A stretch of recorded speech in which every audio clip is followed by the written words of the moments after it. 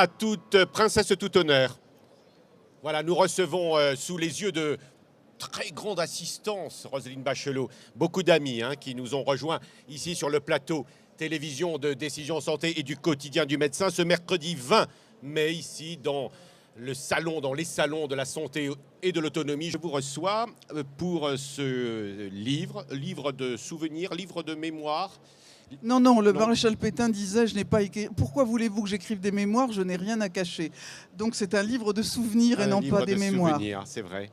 Et en tout cas, c'est presque un film d'aventure. Et je vais vous dire une chose, c'est extrêmement intéressant. Donc ça s'appelle La petite fille de la 5e. D'abord, c'est bien écrit, Madame la Ministre. Merci. C'est pas la 5e symphonie, malgré mes goûts pour la musique, c'est bien la 5e République. Oui, et c'est pas également la petite fille de la V, de la Victoire. C'est bien la 5e République.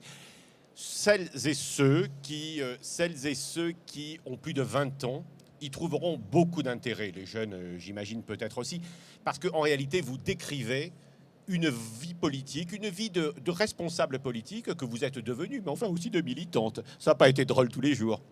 Oui, ce n'est pas un livre qui a une vision exhaustive de raconter l'histoire de la 4e et de la 5e République. Vous avez d'excellents livres, vous avez les carnets secrets de Michel Cotta, ou vous avez le livre de Tessier sur la 5e République et bien d'autres.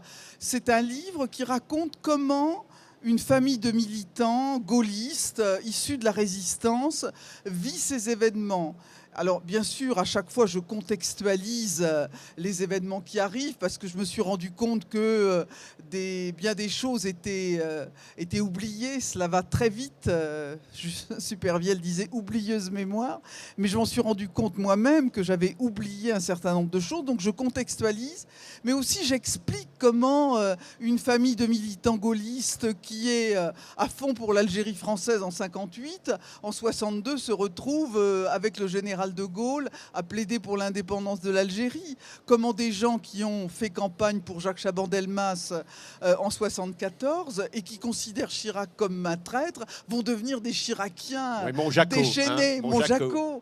Je raconte aussi comment des vieux militants gaullistes sont amenés avec d'autres à voter pour François Mitterrand en 81. Donc à travers l'aventure de ma famille, de mes amis, des gens que je rencontre, je raconte aussi l'histoire.